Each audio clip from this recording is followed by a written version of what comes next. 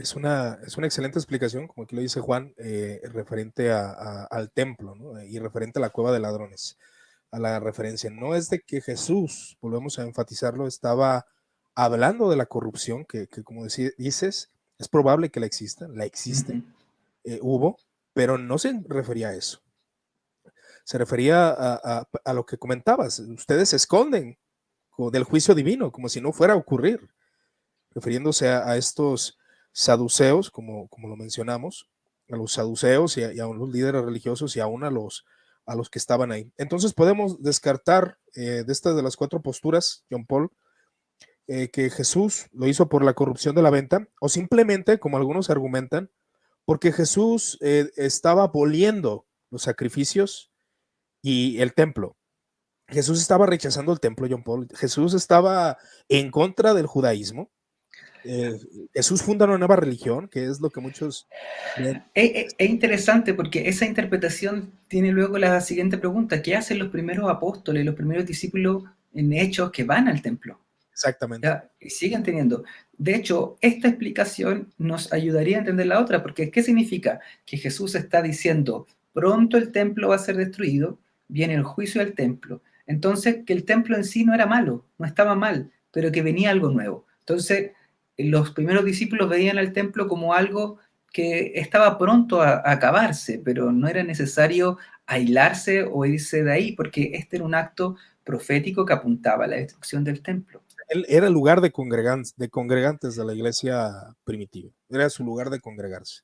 La oración, ¿a dónde iban? Exacto, Al templo. Ellos exacto. vivían en La- el templo. exacto, vivían su vida ahí y eso es interesante. Ahora, otra cosita que si nosotros avanzamos en Marcos 11, luego avanzamos al Marcos 13, esto se hace mucho más evidente, porque en Marcos 13 dice que un discípulo comienza a elogiar el templo. Me dice, ve esta grande estructura, la Jerusalén en sí empieza a elogiarla. Entonces Jesús le responde, le dice, ¿ves estos grandes edificios ahí en el Marcos 13:2? Dice, no quedará piedra sobre piedra que no sea derribada. Entonces, eso reafirma un poco más. Yo venía diciendo que desde la entrada a Jerusalén, que era un acto profético, lo de la higuera, que en realidad en resumen, lo que la higuera está diciendo Jesús es que así los líderes de Israel parecen ser esta higuera que cree tener mucho fruto, que muestra una belleza, pero que cuando tú te acercas y la miras por dentro es tan seco. Y luego viene este juicio del templo que es más o menos lo mismo, es decir, tienen esta grande arquitectura, este grande edificio, piensan ellos que Dios está ahí con ustedes, pero no se han dado cuenta que Dios está tomando un rumbo distinto. Y que este templo que para ustedes ha significado tanto, este templo que para ustedes les genera esa falsa seguridad, está destinado a destruirse para que Dios restaure desde las cenizas algo nuevo. Entonces, confirmando la clarificación de los textos bíblicos, hablaba de un liderazgo corrompido, claro que sí. La higuera, la maldición de la higuera, como lo mencionabas. Exacto. Pero todo lo que ocurre en el templo no es una purificación o no es una abrogación, ninguna reforma religiosa, lo que Jesús estaba haciendo, sino que No, podríamos decir que es como una continuidad de las promesas. Jesús está diciendo, el templo que ustedes esperan, un nuevo templo, va a venir, va a estar aquí, va a ser levantado. ¿Y quién es el que lo levantará? ¿A qué templo se refiere? Que obviamente tiene un sentido escatológico, lo que estamos claro, dando. claro.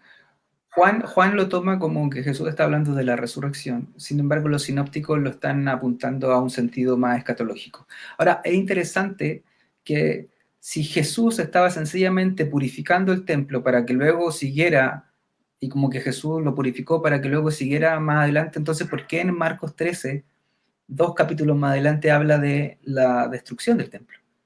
¿Ya? Si en realidad Jesús solamente lo purificó porque cuando alguien purifica algo o limpia algo, no sé, esta taza, yo la voy a limpiar es porque voy a volver a usarla. Que ¿Ya? queda Entonces nuevo. que claro, queda bien y ahora sigamos usándola. Pero aquí está anunciando algo que después se refuerza en el 13:2, que es que Jesús va a destruir el templo. Y es más, como te decía antes, cuando tú hablabas acerca de que cuando a Jesús lo culparon para crucificarlo, una de las cosas que dicen de él es que en el 13:58 le dicen, te hemos oído decir, o sea, tú Jesús dijiste, yo derribaré este templo hecho a mano y en 3 días edificaré otro Así es. sin intervención de las manos. O sea, Y hay algo aquí que perduró, porque en el libro de los Hechos, cuando Esteban es apedreado, se menciona esta misma acusación. Jesús de Nazaret, aquel que sigue este hombre, que Exacto. digo, destruiría este templo, que ellos pensaron que sí iba a haber una revuelta. O sea, fue una mala interpretación, evidentemente, de las palabras de Cristo, ¿verdad? Pero Claro, o sea, es que imagínate lo que pasaría el día de hoy, por eso digo, no tenemos algo afín. Imagínate a alguien que diga, yo voy a destruir la Biblia y no va a quedar letra pegada a letra. O sea, sería algo, una cosa bien desafiante, alguien exactamente. desafiante, Pues ¿ya? esto es un O ejemplo para sea, el protestantismo, ¿eh? Voy a destruir la Biblia y no quedará letra. no Es más, quedará letra sobre letra. Sí, sobre imagínense. o bueno, es como decirlo a un católico, destruir el Vaticano y levantaremos otro lugar. No lo sé, no lo sé, pero Sí. sí tratar de comparar esa importancia que tenía para el pueblo de Israel el Ahora, templo. este acto queda bien introducido dentro, ligado a Jesús, porque ya vemos que se lo dice a este discípulo, y como te decía, por ejemplo, Marco habla de que es un discípulo, otro evangelio habla de que son a varios discípulos, pero más allá de eso, Jesús dice estas palabras de que no quedará piedra sobre piedra. Luego vienen y los que lo acusan para llevarlo a la cruz dicen que lo escucharon decir que él iba a destruir el templo, y luego cuando él está crucificado ahí en el capítulo 15, una de las cosas para burlarse de Jesús, le decían, ¿no eras tú el que decías que iba a derribar el templo y que lo ibas a reedificar? O sea, es algo que queda bien, y como tú bien decías, luego en el capítulo 6 de Hecho, ante la muerte de Esteban, una de las acusaciones que se le hace a Esteban es que él habló acerca de que Jesús iba a destruir ese lugar y cambiaría las costumbres que Moisés les dio. O sea, esto es solamente un paréntesis, no nos vamos a profundizar en esto, pero es probable que una de las cosas que hizo que quisieran matar a Jesús, más allá de la divina providencia y del plan de Dios eterno, es que Jesús lo vieron como alguien peligroso frente al templo.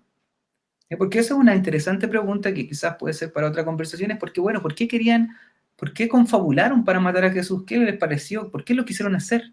¿Qué Ese los tema, o motivó a hacerlo? sea, ¿por qué motivó a los fariseos o a los saduceos? Bueno, A que hubo todos. a todos, Confabularon herodianos, fariseos, saduceos para querer destruirlo.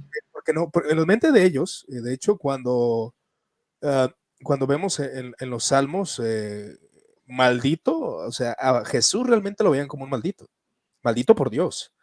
En Deuteronomio, que cualquier hombre que es colgado de un madero es porque es maldecido por Dios. Realmente para las palabras del impío, del hombre blasfemo, estaban en Jesús. O sea, ellos veían a Jesús así. O sea, no lo veían bien. No, no era, Jesús es un hombre bueno, santo y recto, vamos a crucificarlo. No, ellos no No, pensaron. Ellos tenían una visión de Jesús equívoca, obviamente, pero ¿qué lo motivó? Ese sería interesante charlarlo algún día. claro, pero a lo que voy aquí y que lo que quiero hacer el punto es que la relación entre Jesús y el templo era realmente importante a lo que estaba pasando y queda registrada en la tradición, y en sus primeros cristianos, los primeros creyentes tenían esto como algo sumamente importante, es decir, Jesús, dice Esteban, que iba a destruir el templo, y ellos entendían, y por eso se alteraron, porque dijeron hay que matar a Esteban. ¿Cómo se le ocurre decir que va a ser destruido este templo, que es lo que nos identifica, es que lo que simboliza que Dios está, ni siquiera simboliza, es que Dios está con nosotros, Y que Dios realmente, está con nosotros y quiere cambiar las costumbres que nos dio Moisés? O sea, eso era inaceptable. Por fíjate ende, que algo que asesinan luego a Esteban.